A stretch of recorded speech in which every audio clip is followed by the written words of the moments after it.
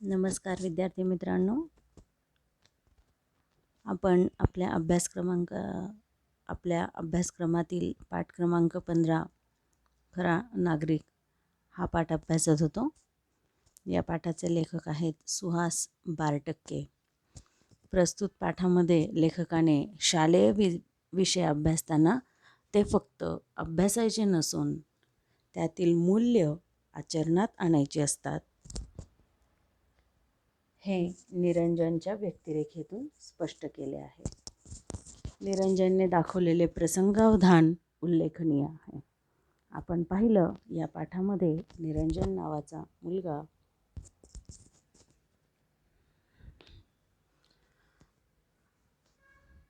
लहानपणीच त्याचे आईवडील वारलेले, थोडे दिवस मामाकडे आणि नंतर मावशीकडे येऊन राहत होता. गुरुजींच्या सल्ल्याप्रमाणे तो अभ्यासही करत होता. मावशीच्या घरातली सर्व कामे करून तो अभ्यास करायचा, शाळेत जायचा. गुरुजींनी त्याला थोरा मोठ्यांच्या घरी वार लावून दिले होते. निरंजन आपलं सर्व कामं आटोपून नंतर थोरा मोठ्यांच्या घरी प्रत्येकाच्या एकाच्या घरी दररोज जेवायला जायचा आणि तिथून पुढे शाळेला जायचा. निरंजनची परीक्षा होती आणि सर्व पेपर झाले होते. पेपर सर्व त्याला चांगले गेले होते. एक नागरिकशास्त्राचा पेपर त्याचा राहिला होता. नागरिकशास्त्राचाही त्याचा अभ्यास चांगला झाला होता आणि त्याला शेवटच्या पेपरला जायचं होतं. पेपरला जाण्याच्या दिवशीच रस्त्याने चालता चालता उजळणी करता करता तो रस्त्याने चालत होता आणि त्याला अचानक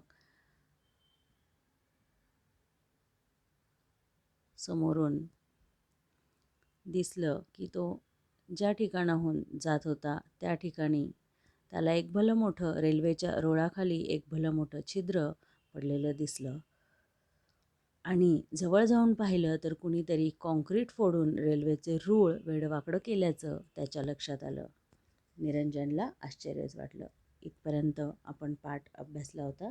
आता यापुढे आपण पाहूया तर पुढे काय झालं असेल. रात्री 2 वाजता शेवटची गाडी इथून जाते. त्यानंतर पहाटेस कुणीतरी हा उपद्व्याप जाणीवपूर्वक केला असावा. उपद्व्याप म्हणजे उद्योग, जाणीवपूर्वक म्हणजे मुद्दाम होऊन, जाणून बुजून.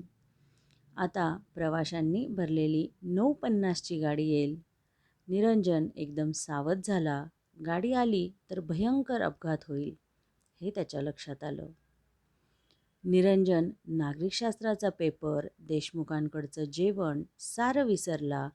त्याच्या डोळ्यासमोर धाड धाड आवाज करत येणारी रेल्वेगाडी दिसू लागली.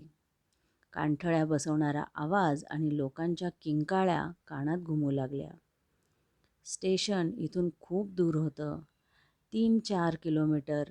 तिथपर्यंत सांगायला जायचं तर परीक्षा बुडणार होती, मग नापास. भडसावळे गुरुजींची मदत बंद, शिक्षणही बंद. रेल्वेने फिरायचं स्वप्न अपुरंच राहणार होतं. परंतु मन मानायला तयार नव्हतं. त्याने क्षणभर विचार केला आणि स्टेशनच्या दिशेने धाव घेतली. तो स्टेशनात शिरला तेव्हा 9:50ची गाडी नुकतीच आली होती. आता 5 मिनिटात ती सुटणार होती. जेव्हा त्याने रस्त्याने जाताना पाहिलं की रेल्वेचे रूळ कुणीतरी उखडलेले आहेत आणि त्याला त्याला जाणीव झाली की हा खूप मोठा आणि भयंकर अपघात होणार आहे. तो विचार करत होता आणि त्याला पुढे चित्र दिसत होतं की आता पुढे अपघात जर झाला तर कितीतरी मोठा अपघात होईल, अनेक लोक जखमी होतील, कदाचित कोणी मृत्युमुखीही पडतील. अशा वेळी त्याला पुढे होणारा अपघात, मोठमोठे आवाज, कानठळ्या बसवणारे आवाज, किंकाळ्या, लोकांच्या किंकाळ्या, त्याला पुढचं चित्र समोर दिसत होतं. आणि असा विचार करता करता त्याचा आपला पेपर आहे हेही तो विसरून गेला. देशमुखांकडे जेवायचं आहे हेही तो विसरून गेला.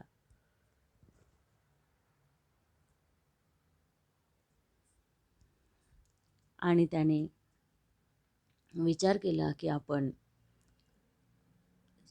स्टेशनवर जाऊन कोणाला तरी माहिती द्यावी. परंतु पुन्हा त्याच्या मनात विचार आला की आपल्याला गुरुजींची मदतही बंद होईल. जर आपला पेपर बुडला तर गुरुजींची मदत बंद, शिक्षण बंद, मग आपण नापासही होऊ. पण तरीही त्याने विचार केला आणि तो स्टेशनच्या दिशेने पळत सुटला, कारण अपघात होऊ नये अशी त्याची इच्छा होती. निरंजनने धावतच स्टेशन मास्तरांना गाठलं. त्यांना पुलावरच्या खराब झालेल्या रुळांबद्दल सांगितलं, पण ते त्यांना खरंच वाटेना. अखेर निरंजनने आर्जव केली. आर्जव करणे, विनंती करणे की निदान पाहून आल्याशिवाय तरी गाडी सोडू नका. मी खोटं बोलत असेल तर मला पोलिसांच्या ताब्यात द्या. एवढं बोलल्यावर स्टेशन मास्तरांनाही त्याच्या बोलण्यात तथ्य वाटू लागलं. उगाच धोका नको म्हणून गाडी थांबवायला सांगून ते पुलाकडे निघाले. निरंजनने नेमकी जागा दाखवली. त्याने स्टेशन मास्तरांना विनंती केली की तुम्ही निदान पहा, अपघाताचं ठिकाण पहा. त्या ठिकाणी जे काही आहे ते तुम्ही स्वतः पाहून घ्या. आणि जर तुम्हाला खरं वाटत नसेल, मी खोटं बोलतोय असं वाटत असेल, तर मला पोलिसांच्या ताब्यात द्या. असं म्हटल्यानंतर स्टेशन मास्तरही बोलण्यात तथ्य वाटू लागले. तथ्य म्हणजे काय? खरे वाटणे, खरेपणा वाटणे. स्टेशन मास्तरांनीही थोडा वेळ गाडी थांबवली आणि मग ते निरंजनच्या बरोबर निघाले पुलाकडे, नेमकी जागा बघायला. फारच भयंकर, कल्पना करता येणार नाही असा भयंकर अपघात झाला असता. स्टेशन मास्तरांनी लगेचच गाडी दीर्घकाळ थांबवण्याचा आदेश दिला आणि ते या घटनेचा पंचनामा करायला लागले. घटनेचे गांभीर्य लक्षात घेऊन जिल्हाधिकारी, जिल्हा पोलीस अधीक्षक, सारे अधिकारी तात्काळ त्या ठिकाणी जमा झाले. तात्काळ म्हणजे लगेचच. पहिली खबर देणारा म्हणून निरंजनलाही थांबावं लागलं. एवढा मोठा अपघात त्याच्या चाणाक्षपणामुळे टळला म्हणून त्याचं कौतुकही झालं. परंतु त्यावेळी निरंजन मात्र दूर एका झाडाखाली बसला होता. तो निराश झाला होता. त्याचा नागरिकशास्त्राचा पेपर चुकला होता. तो नापास होणार होता. त्याला गुरुजींकडून मिळणाऱ्या सगळ्या सवलती रद्द होणार होत्या. निरंजनच्या जवळ येऊन वार्ताहरांनी त्याचं नाव विचारलं, फोटोही काढला. निरंजन उदास मनाने घरी परतला. जेव्हा स्टेशन मास्तरांनी ती जागा पाहिली तेव्हा त्यांना समजलं, त्यांना कल्पना आली की किती मोठा अपघात या ठिकाणी होणार होता. आणि त्यांनी लगेच त्या ठिकाणी गाडी थांबवण्याची, दीर्घकाळ थांबवण्याचा आदेश दिला आणि सर्वजण त्या ठिकाणी जमा झाले. जिल्हाधिकारी, पोलीस अधीक्षक सर्वजण त्या ठिकाणी जमा झाले. आणि पहिली बातमी निरंजनने दिली म्हणून निरंजनलाही त्या ठिकाणी थांबावं लागलं. त्याचं कौतुक झालं. खूप लोकांनी त्याचं कौतुक केलं. अपघात टाळला म्हणून बरेच लोक त्याचं कौतुक करत होते. परंतु त्याला त्या कौतुकाचं विशेष काही वाटत नव्हतं. तो निराश झाला होता. त्याला दुःख झालं होतं. त्याला फक्त एवढंच विचार मनात येत होता की आता आपला पेपर द्यायचा राहिलेला आहे. आता आपण नापास होणार, आपल्याला सर्व मदत बंद होणार आणि शिक्षणही बंद होणार. असा विचार करून करून तो उदास झाला होता. त्याच्याजवळ वार्ताहर आले. त्याला विचारलं, नाव विचारलं, पण त्याला त्याचं काहीच इच्छा नव्हती किंवा त्याला त्याचं विशेष काही वाटतही नव्हतं. त्याला फक्त त्याच्या पेपरची काळजी होती. त्यानंतर दुसऱ्या दिवशीच्या वर्तमानपत्रात निरंजनची स्तुती फोटोसकट छापून आली होती. भीषण अपघात टाळल्याचं श्रेय त्यालाच देण्यात आलं होतं.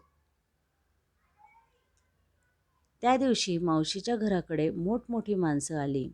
खुद्द जिल्हाधिकारी आले. शाळेचे मुख्याध्यापक आणि भडसावळे गुरुजीही आले.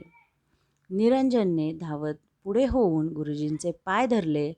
रडत रडत तो म्हणाला, गुरुजी, मी नापास होणार.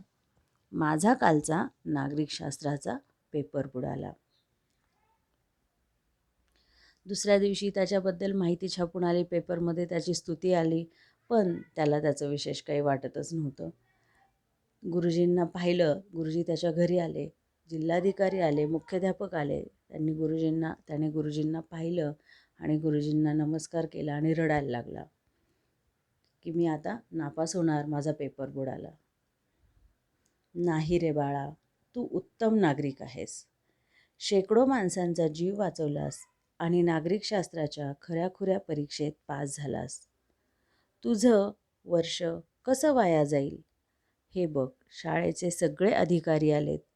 खास बाब म्हणून तुझी नागरिकशास्त्राची परीक्षा उद्या घेतली जाणार आहे. जिल्हाधिकाऱ्यांनी तुला सरकारी वसतिगृहात प्रवेश द्यायचं ठरवलं आणि वह्या पुस्तकांच्या खर्चासाठी शिष्यवृत्तीही मिळणार आहे. आता नको हं तुला वार लावून जेवायला, असं म्हणत गुरुजींनी निरंजनला हृदयाशी धरलं. तेव्हा साऱ्यांचेच डोळे पाणावले. साद मयूराची या पुस्तकातून हा पाठ घेतलेला आहे. खूप छान पाठ आहे, खूप समर्पक पाठ आहे. निरंजनच्या या उदाहरणातून आपल्याला खरीखुरी नागरिकाची कर्तव्य कोणती, आपण या पाठामध्ये आपल्याला लेखकाला निरंजनच्या उदाहरणातून हेच सांगायचं आहे की नागरिकशास्त्राचा अभ्यास करत असताना, नागरिकशास्त्र हा विषय अभ्यासत असताना फक्त अभ्यासापुरता अभ्यासायचा का, खरोखर तो आपल्या जीवनामध्ये आपण आणला पाहिजे, त्याचा वापर केला पाहिजे. तर खरोखर आपण नागरिकशास्त्राचा अभ्यास केला किंवा नागरिकशास्त्र आपल्याला समजलं असं म्हणता येईल. नुसता अभ्यास करून किंवा नुसतं प्रश्नांची उत्तरं पाठ करून नागरिकशास्त्र अभ्यासता येत नाही. तर त्याचं महत्त्व जाणून आपण आपल्या आयुष्यामध्ये कधी ना कधीतरी अशा प्रसंगांचा सामना करत असतो आणि त्यावेळी योग्य निर्णय घेणं, योग्य काय आहे याचा विचार करणं हे गरजेचं असतं. असे अनेक प्रसंग आपल्यासमोर येतात. अशा प्रसंगाच्या वेळी आपण काय केलं पाहिजे, कोणता निर्णय घेतला पाहिजे आणि आपलं कर्तव्य काय आहे, नागरिक म्हणून आपलं कर्तव्य काय आहे, हे कर्तव्य आपण बजावलं पाहिजे, हे या पाठातून लेखकाला आपल्याला सांगायचं आहे.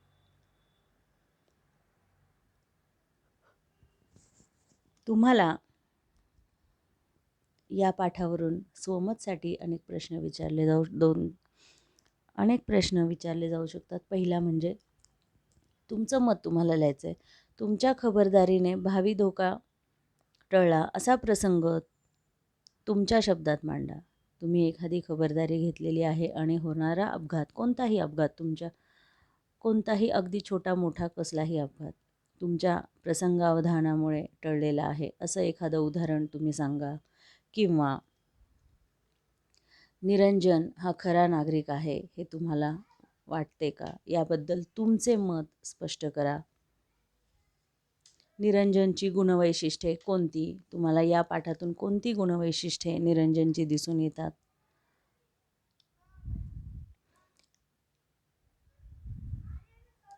त्यानंतर भावनेपेक्षा कृती श्रेष्ठ, भावना महत्त्वाची का ते कृती महत्त्वाची, त्यावेळी केलेलं कर्तव्य कृती महत्त्वाची, या विचारांवर तुमचे मत प्रगट करा. असे प्रश्न तुम्हाला या पाठावर आधारित विचारले जाऊ शकतात. आज जो उतारा आपण अभ्यासला त्या उतार्यावरून छोटे छोटे प्रश्न तुम्हाला येऊ शकतात. त्यामध्ये निरंजनच्या कोणती गोष्ट लक्षात आली, तर गाडी आली तर भयंकर अपघात होईल ही गोष्ट निरंजनच्या लक्षात आली.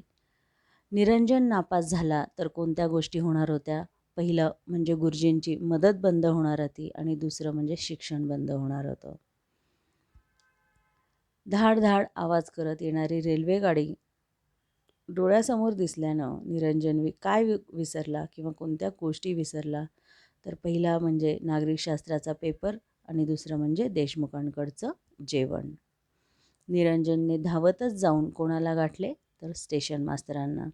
जेव्हा तुम्हाला एका वाक्यात उत्तरे लिहा असा प्रश्न विचारला जातो तेव्हा उत्तर एका वाक्यात, पूर्ण वाक्यात उत्तर लिहायचं. तर तिथे तुम्हाला पूर्ण 1 मार्क मिळतो.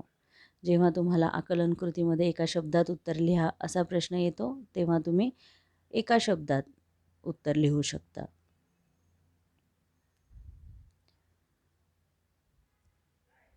निरंजनने स्टेशन मास्तरांना काय सांगितले? निरंजनने स्टेशन मास्तरांना पुलावरच्या खराब झालेल्या रुळांबद्दल सांगितले. निरंजनने स्टेशन मास्तरांना कोणती विनंती केली? निदान जागा पाहून आल्याशिवाय तरी गाडी सोडू नका ही विनंती केली.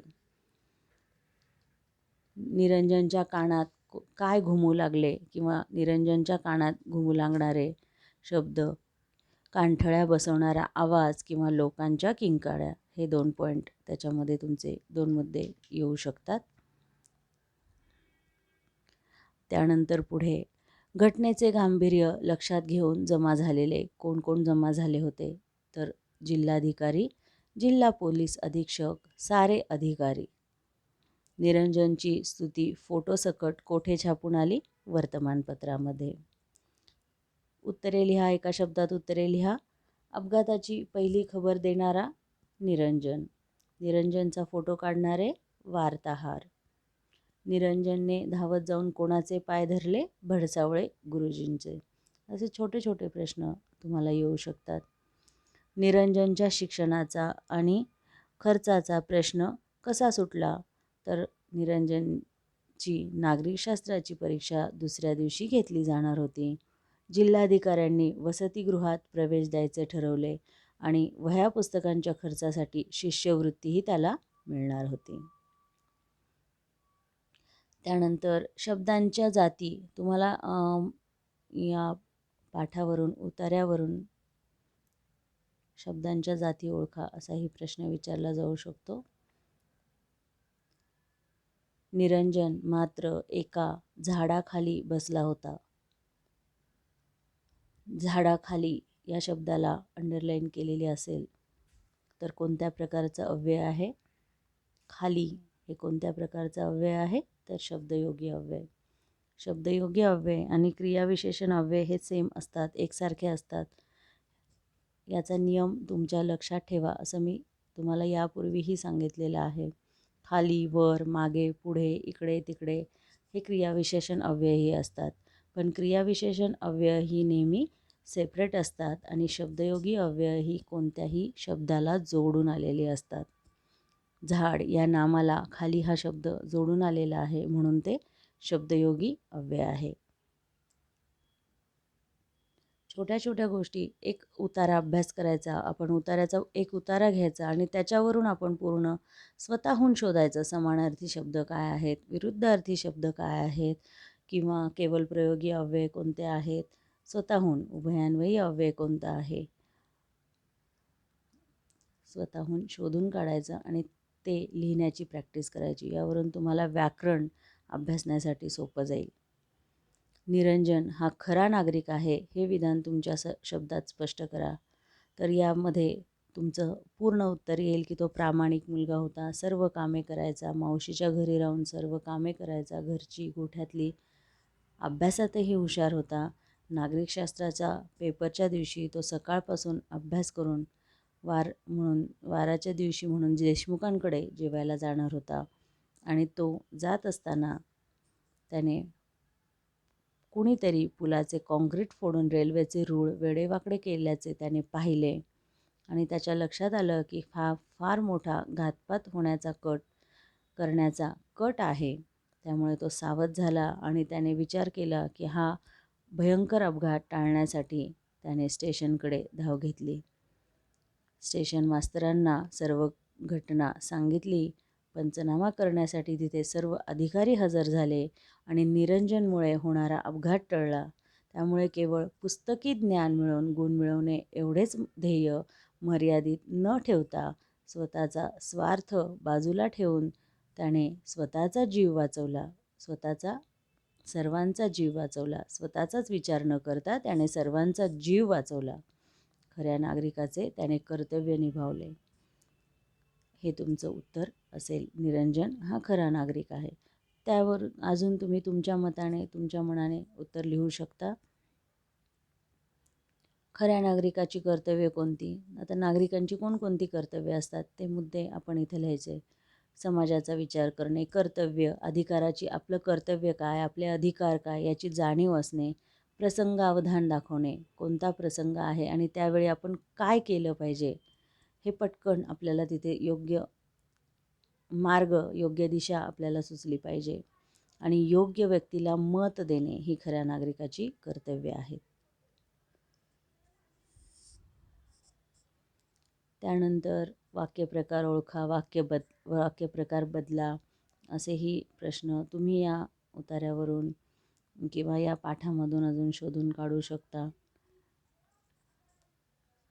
निरंजनची गुणवैशिष्ट्ये कोणती आहेत? तर या पाठातून कोणकोणती गुणवैशिष्ट्ये त्याला आपल्याला दिसून येतात? प्रामाणिक आहे, कष्टाळू आहे, अभ्यासात हुशार आहे, गुरुजींचं ऐकणारा, गुरुजींचा सल्ला ऐकणारा आहे. तुम्ही तुमच्या मताने तुम्हाला कोणते त्याचे स्वभाव विशेष कळलेले आहेत ते तुम्ही लिहू शकता.